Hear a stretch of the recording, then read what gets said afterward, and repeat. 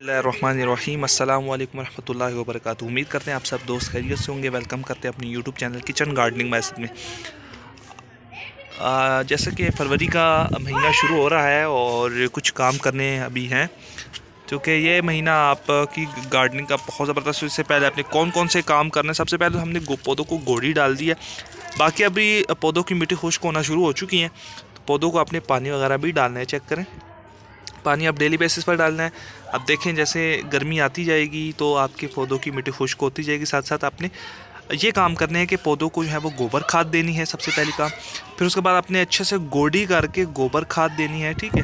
फिर आपने अच्छे से पानी लगाना है और प्रूनिंग भी कर लेनी है पौधों की, ठीक है।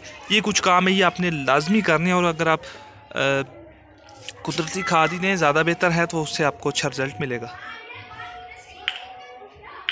इस तरह से ना आपने ये चंद एक काम करने हैं और अपने पौधों की सॉफ्ट प्रूनिंग या हार्ड प्रूनिंग, या अपने गमलों को जो है ना वो थोड़ा सा आपने खाली कर देना, ताकि इसमें पानी अच्छे से स्टोर हो, पौधों को अच्छे से पानी मिल जाए। साथ ही अच्छे से गोड़ी करके खाद वगैरह, अगर कोई कीड़े का हमला है तो वो भी आप स्प्रे कर सकते हैं। जैसे यहाँ पर हमारे कुछ पौधों में मैं आपको दिखा देता हूँ।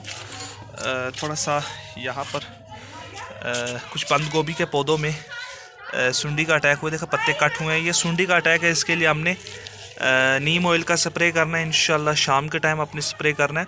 पेस्ट का अटैक हो या पानी की कमी हो, ये काम आपने लाजमी करना है, ताकि आपके पौधों में कीड़ों का अटैक भी ना हो। ये चंद काम आपने लाजमी करनी है अपने गार्डन में, ताकि जो आपके गर्मियों का आगाज़ हो उसमें अपने पौधों को अच्छे से पानी देना है, गोड़ी करनी है, खाद डालनी है, स्प्रे करना है अगर तो पेस्ट का अटैक है। तो छोटी सी वीडियो आपको पसंद आई होगी। मिलते हैं नेक्स्ट वीडियो में। अल्लाह हाफिज़।